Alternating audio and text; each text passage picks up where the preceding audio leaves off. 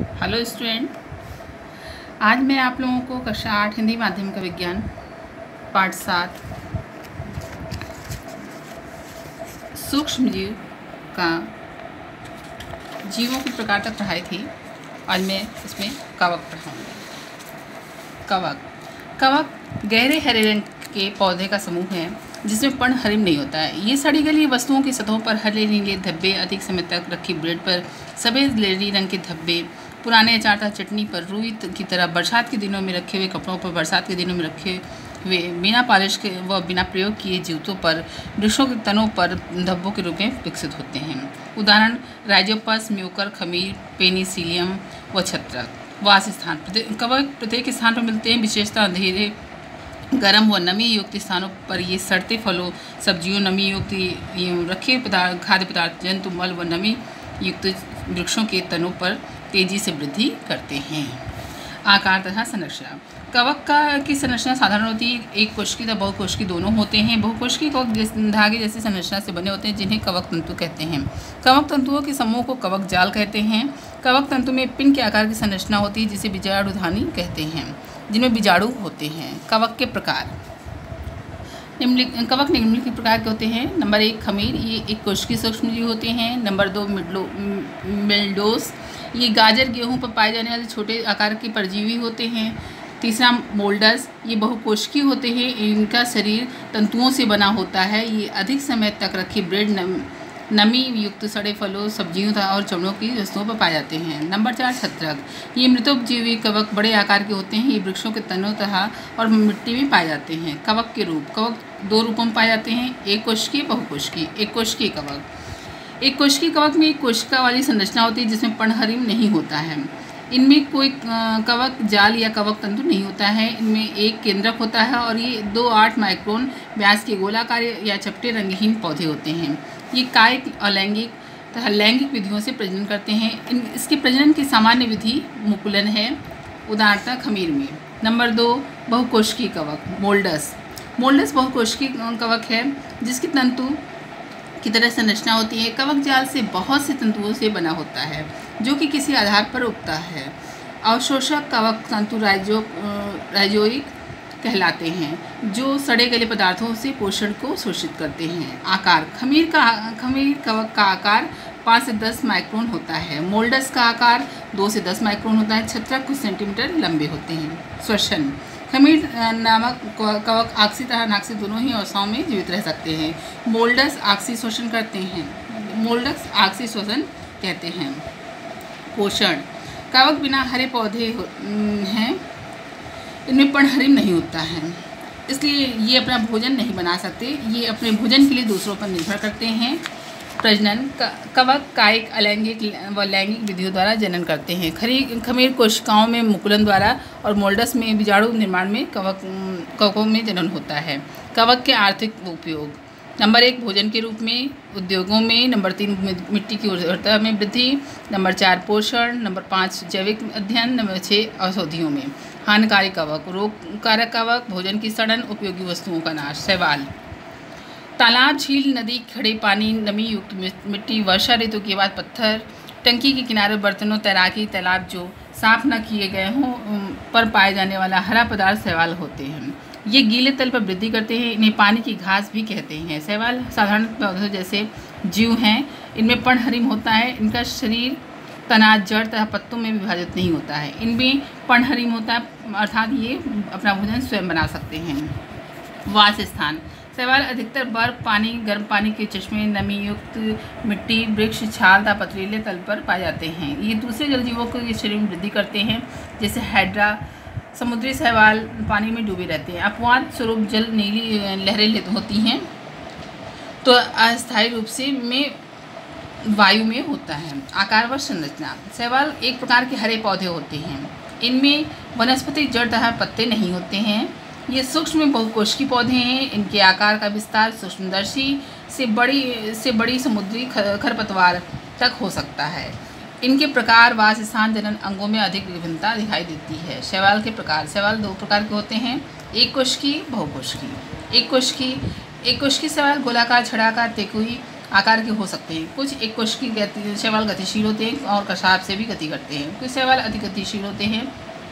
क्लेमाइडोमोनाज और डायेटम एक कोशिकी शैवाल है। बहुकोशिकी शैवाल जटिल होते हैं और कई प्रकार के होते हैं। नंबर 1 कॉलोनियल शैवाल। कुछ शैवाल कॉलोनी बनाते हैं जिसमें निश्चित संख्या में एक ही प्रकार की कोशिकाएं होती हैं, जैसे वॉलमार्क्स। इसे गतिशील कॉलोनी कहते हैं। कॉलोनी एक प्रकार की कोशिकाओं से बनती है जो विभाजन के बाद इकट्ठे चिपक जाती है। दूसरी कॉलोनी में विभिन्न प्रकार की कोशिकाएं हो सकती हैं जिसमें से प्रत्येक कोशिका विशेष कार्य में विशेषज्ञ होती है। नंबर 2 समूह। ये शैवाल कोशिकाएं अनिश्चित कॉलोनी के रूप में पाई जाती हैं, उदाहरण वॉल्कस। नंबर 3 तंतु। कुछ बहुकोशिकीय शैवाल का आकार तंतु की तरह होता है। ये शाखित या अशाखित हो सकते हैं, उदाहरण स्पाइरोगायरा। पोषण। शैवाल स्वपोषित होते हैं, इनमें पर्णहरिम होता है। ये प्रकाश संश्लेषण द्वारा अपना भोजन स्वयं बनाते हैं। कुछ शैवाल परजीवी होते हैं जबकि कुछ शैवाल सहजीवी होते हैं। वृद्धि तथा प्रजनन। शैवाल स्वपोषी होते हैं क्योंकि वे अपना भोजन प्रकाश संश्लेषण की क्रिया द्वारा क्लोरोफिल की सहायता से स्वयं बनाते हैं। ये केवल अपना ही भोजन नहीं बनाते बल्कि वे मनुष्यों के लिए भविष्य का भोजन भी माने जाते हैं। वे वृद्धि करते हैं तथा विभाजित होते हैं। उनमें लैंगिक और अलैंगिक दोनों प्रजनन होते हैं। अलैंगिक प्रजनन का एक रूप विखंडन तथा टूटना है। बहुत से शैवाल खंडों में टूटते हैं तथा ये नए कॉलोनी का निर्माण करते हैं। मनुष्य के लिए लाभदायक शैवाल। मनुष्य के लिए शैवाल विभिन्न रूपों में लाभदायक हैं। नंबर 1 शैवाल युक्त भोजन। नंबर 2 शैवाल बहिःस्रावी। नंबर 3 ऑक्सीजन के स्रोत। मनुष्य के लिए हानिकारक जीवाणु। जब उनके वास स्थान तालाब, झील, नदियों आदि में खाद डाले जाते हैं तो शैवाल बहुत तेज़ी से वृद्धि करते हैं। ये शैवाली कली का निर्माण करते हैं जो तालाबों और झीलों को बादलों की तरह हरा रंग प्रदान करते हैं। ये शैवाली कली जल की ऑक्सीजन का प्रयोग करते हैं तथा दूसरे जलीय जंतु तथा पौधे ऑक्सीजन की अनुपस्थिति में मृत हो जाते हैं। ये तालाबों आदि के वातावरण के संतुलन को बाधित कर देते हैं। यह प्रक्रिया यूट्रिफिकेशन कहलाती है। यह शैवाल की वृद्धि को बढ़ावा देता है क्योंकि इनमें खनिज तथा अकार्बनिक पदार्थों का संचय होता है। प्रोटोजोआ प्रोटो तथा जोयन से बना हुआ है। प्रोटो का अर्थ है पहला तथा जोयन का अर्थ है जंतु होता है। अतः ये वे जंतु हैं जो पृथ्वी पर सबसे पहले प्रकट हुए। ये विभिन्न आकार तथा आकृति वाले बहुकोशिकीय सूक्ष्मजीव हैं जो 2 से 200 माइक्रोन तक होते हैं। ये जल में पाए जाते हैं तथा ये मृदा जैसे नम वास स्थान में भी होते हैं तथा कुछ प्रोटोजोआ जो मुक्त अवस्था में रहते हैं ये ध्रुवीय क्षेत्र तथा बहुत ऊंचे पर्वतों पर पाए जाते हैं। प्रोटोजोआ में प्लाज्मा झिल्ली पाई जाती है जो कोशिका द्रव्य केंद्र तथा दूसरे कोशिकांग को घेरे रहता है। कुछ प्रोटोजोआ में कशाप तथा पक्षाप भी होते हैं। कुछ प्रजातियां जैसे यूग्लिना में क्लोरोप्लास्ट पाया जाता है जिससे प्रकाश संश्लेषण की क्रिया होती है। इसका वर्गीकरण पौधों में या जंतुओं में किया जाना बहुत कठिन है। यूग्लिना अपना भोजन स्वयं बना सकता है क्योंकि इनमें क्लोरोफिल पाया जाता है, लेकिन यदि सूर्य का प्रकाश नहीं होता है तो ये पोषक की दूसरी विधि पर कार्य करता है। दूसरे प्रोटोजोआ हेटेरोट्रोप्स तथा मुक्त रहने वाले होते हैं। ये छोटे बीजी पौधों का कार्बनिक पदार्थ तथा शैवाल आदि का भक्षण करते हैं, लेकिन बहुत से प्रोटोजोआ परजीवी होते हैं। वे मानव शरीर के अंदर तथा दूसरे जंतुओं में पाए जाते हैं तथा रोग उत्पन्न करते हैं। मनुष्य के लिए लाभदायक प्रोटोजोआ। मनुष्य के लिए प्रोटोजोआ अप्रत्यक्ष रूप से लाभदायक होते हैं। नंबर 1 खाद्य श्रृंखला के संबंध में। जलीय खाद्य श्रृंखला में मुक्त रहने वाले प्रोटोजोआ प्राथमिक उपभोक्ता हैं। फाइटोप्लैंक्टन का शैवाल का भक्षण करते हैं, बाद में दूसरे जंतुओं द्वारा खाए जाते हैं। ये छोटे जंतुओं के बीज तंतु हैं, लेकिन वे बड़े जंतुओं जैसे समुद्र में व्हेल के लिए भोजन उपलब्ध कराते हैं। नंबर 2 जंतुओं में पाचन में सहायक। कुछ जंतु वनस्पति कोशिका के सेलुलोज का पाचन नहीं कर सकते। प्रोटोजोआ की कुछ प्रजाति जंतुओं की अतड़ी में होती है तथा सेलुलोज के पाचन में सहायता करते हैं। ये प्रोटोजोआ सिम्बियाटिक की तरह रहते हैं। प्रोटोजोआ दीमक की आंत में रहते हैं और कास्ट सेलुलोज के पाचन में सहायता करते हैं। नंबर 3 अपशिष्ट सीवर की सफाई में। कुछ प्रोटोजोआ जीवाणु तथा कवक पर पाए जाते हैं जो कार्बनिक पदार्थों का अपघटन करते हैं अतः ये सीवर या अपशिष्ट के विनष्टीकरण प्रक्रिया के अंतिम कदम तक भाग लेते हैं। नंबर 4 शोध पदार्थ। विभिन्न जीवाणु विभिन्न जीव विज्ञानी प्रक्रिया तथा कोशिका विभाजन के अध्ययन के लिए जीवित प्रजाति का निर्माण करते हैं। मनुष्य के लिए हानिकारक प्रोटोजोआ। बहुत से प्रोटोजोआ परजीवी होते हैं, मनुष्य तथा जंतुओं में रोग उत्पन्न करते हैं। अमीबा का एक रूप एंड अमीबा हिस्टोलिटिका मनुष्य की बड़ी आंत में रहता है तथा इसमें विकसित होता है। यह अमीबा का घनिष्ठ संबंधी होता है तथा एक परजीवी है जो मनुष्यों में पेचिश का कारण बनता है। ट्राइपैनासोमा एक पक्षाभी प्रोटोजोआ है तथा रक्त परजीवी है। मनुष्यों में निद्रा रोग पैदा करता है। यह निद्रालु व्याधि अधिकतर पूर्वी अफ्रीका के लोगों में होती है। शीशी मक्खी के काटने से तनाव रक्त में ट्राइपैनोसोमा का प्रवेश होता है। मलेरिया एक सामान्य रोग है जो प्रोटोजोआ प्रजाति जैसे प्लाज्मोडियम के द्वारा होता है।